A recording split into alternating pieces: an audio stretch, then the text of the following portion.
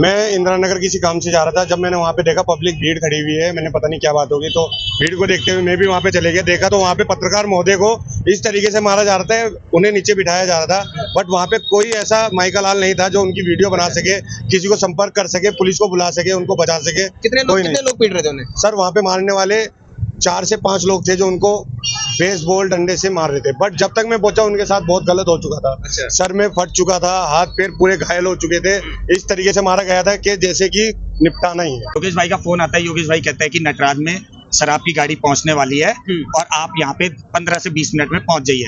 तो ये फोन के तुरंत 10 मिनट बाद ही इंदिरा नगर गली नंबर 1 में पहुंच गया था, सुनील गंजे के घर में। ठीक है, जब हम वहाँ पे पहुंचे तो हमें वहाँ पे गाड़ी से माल उतरता और देखा हमने। अच्छा। अल्टो कार से, ठीक है, सुनील गंजे के घर पे। और हम जैसे ही वहाँ पे गए उसे धर दबोचने के लिए, उसने हमारे ऊपर हमला कर दिया, योगेश भाई और मेरे ऊपर। और जैसे ही योगेश भाई डिसबैलेंस हुए और मैं डिसबैलेंस हुआ, वो अंदर से बेसबॉल का डंडा लेके आए और उन्होंने योगेश भाई के सर पे मारा, जहाँ पे उनके टाँके भी आए हैं, मुंह पे भी मारा है, जबड़ा टूट गया उनका, और पैर पे भी मारा है। देखो, जब मैं वहाँ पे गया था, मैं रास्ते में योगेश डिमरी जी को मिला, मैंने उनको रोकने का प्रयास किया। उन्होंने कहा वीरेंद्र भाई हम वहीं चल के बात करेंगे, कोई दिक्कत नहीं है। जैसे कहता मैं योगेश डिमरी जी वहाँ पे गए, उन्होंने तुरंत जो है योगेश डिमरी जी को पहचान लिया और उन्होंने उन पर अटैक कर दिया। नमस्कार, आप देख रहे हैं सत्यवाणी लाइव और मैं हूं आपके साथ दीपक सिंह गोलू। भाई सच क्यों ना बोलूं, सच दिखाना ही मेरा काम है। साथियों, रविवार को एक ऐसी घटना घटित हुई हमारे ऋषिकेश में जिसे सुनकर सभी के मन में आक्रोश पैदा हो गया। दरअसल आंवला न्यूज के एक पत्रकार हैं, स्वतंत्र पत्रकार, जिनका नाम है योगेश डिमरी।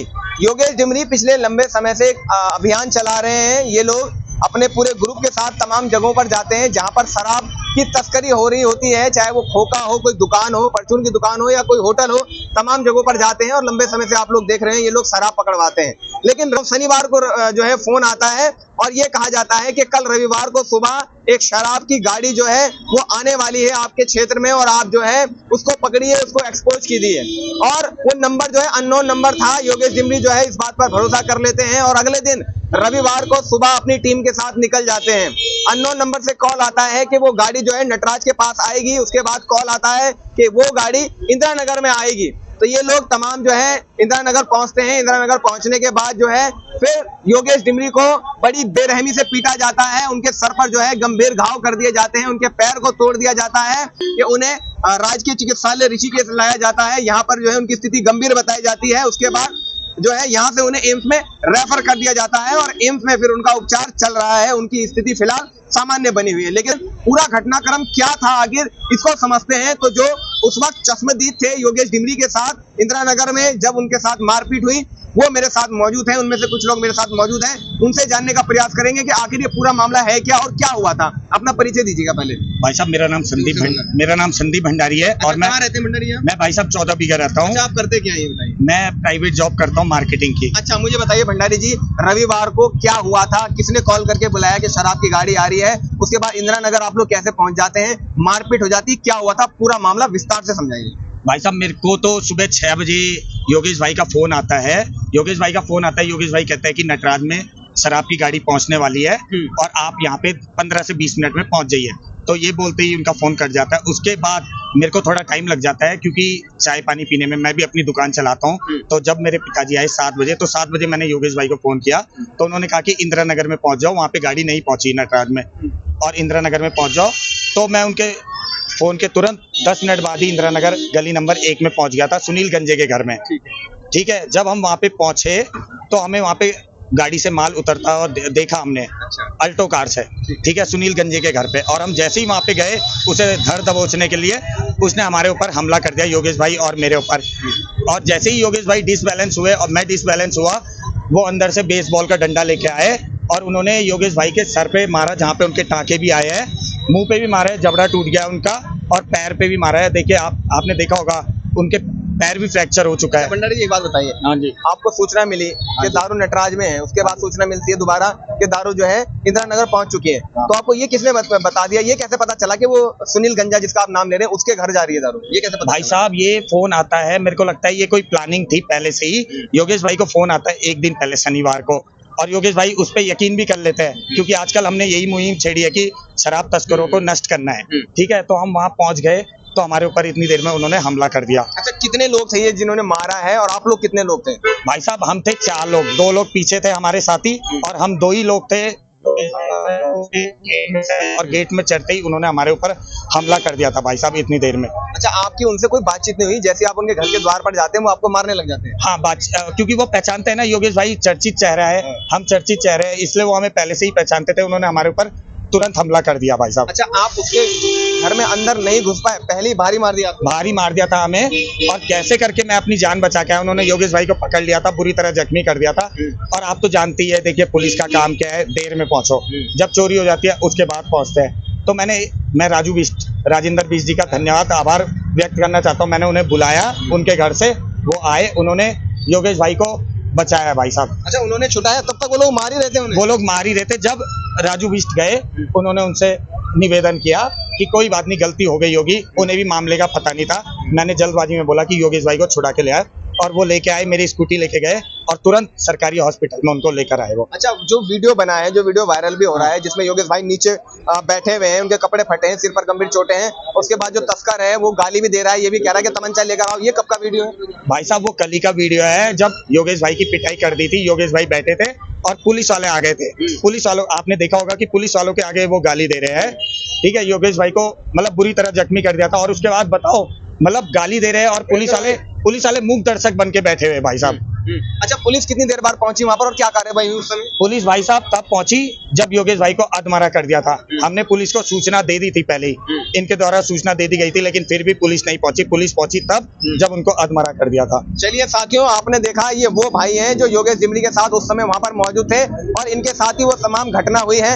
इनकी जान बच गई, ये लोग भाग गए, ये बच गए हैं और उसके बाद इन्होंने स्थानीय जो पार्षद है उनसे भी मदद मांगी। अब मेरे साथ एक मिनट है, मेरे साथ जो है पत्रकार है उत्तराखंड उदय वाले, और ये भी तमाम जो ये मुहिम जो है इसमें शामिल हैं और इनके साथ ये भी जाते हैं। लेकिन कल क्या हुआ था ये बताइए, आप भी थे कल वहाँ?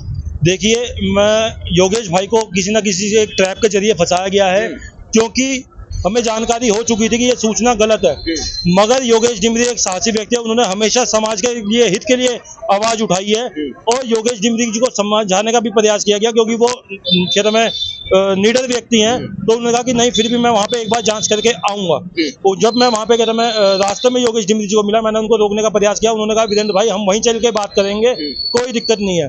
और योगेश डिमरी जी ने मेरे को बोला कि देखो मैंने तो मास्क लगा रखा है, कहता मैं आगे निकल जाइए, मैं एक बार चक्कर मार के आता हूँ। हमारे कहता मैं कार्रवाई किस तरीके से होती है, पहले अगर हमें सूचना होती है हम उसको 4-5 दिन या हफ्ते दिन भर ट्रैक करते हैं, उसके बाद वहाँ पे कहता मैं छापा मारा जाता है और छापा मारने से पहले पुलिस को सूचना दी जाती है।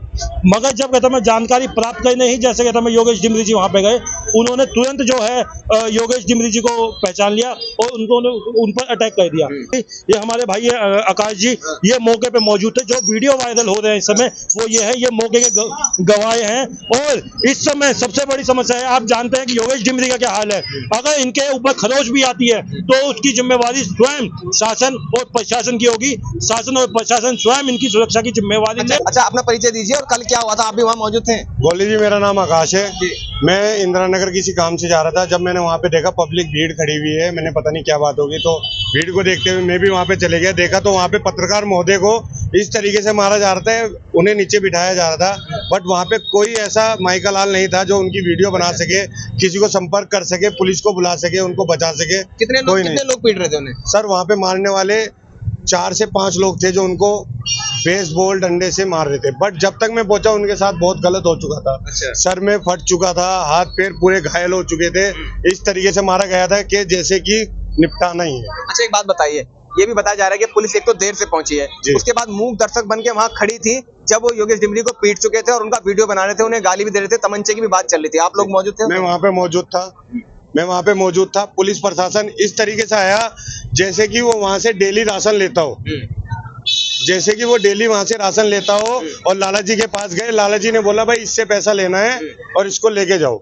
तो वो इस तरीके से ऑर्डर को पास कर रहे थे। इसमें 110% नहीं कहना चाहूंगा, मैं 220% सच्चाई कहना चाहूंगा कि माफिया के ऊपर कार्रवाई ना होने का मतलब यही है कि नीचे से लेके ऊपर तक पैसा जाया जा रहा है और हमारे पत्रकार बंधु जो इस बात पे आंदोलन कर रहे हैं उनको अंदर करा जा रहा है। तो ये तो समझ ही सकते हो आप। हमने कुछ दिया नहीं और जिन्होंने कुछ दिया है तो वो बाहर है, हमने नहीं दिया है तो हम अंदर है। अंदर है, ये तर्क संगत बात नहीं। चलिए देखिए साथियों, जो हुआ है वो बिल्कुल ठीक नहीं हुआ है और इसीलिए लोग सड़कों पर उतरे हैं, क्योंकि योगेश डिमरी जो एक स्वतंत्र पत्रकार हैं, वो समाज हित के लिए कार्य कर रहे थे। उनका तरीका जो था वो कैसा था ये हमें नहीं पता, लेकिन वो काम कर रहे थे समाज के लिए। लेकिन अचानक उनके ऊपर हमला हो जाता है। इसीलिए आज ऋषिकेश, देहरादून, रुड़की, हरिद्वार से तमाम स्वतंत्र पत्रकार आज ऋषिकेश कोतवाली में आए हैं। हालांकि अभी यहाँ पे जो है पुलिस का बयान भी आया है कि जितने भी आरोपी हैं उन पर सख्त से सख्त कार्रवाई की जाएगी, किसी को भी छोड़ा या बख्शा नहीं जाएगा। लेकिन लगातार पुलिस की कार्रवाई पर सवाल उठा रही है जनता, और कहीं ना कहीं जो है जनता इसी को लेकर आक्रोश है कि आखिर इन जो अपराधी हैं इनके हौसले बुलंद हैं, तो कहीं ना कहीं हो सकता है कि पुलिस इनको संरक्षण दे रही हो, ऐसा आरोप जनता का है। फिलहाल आप लोग बने रहिए, देखते रहिए सत्यवाणी लाइव। जय हिंद, जय उत्तराखंड।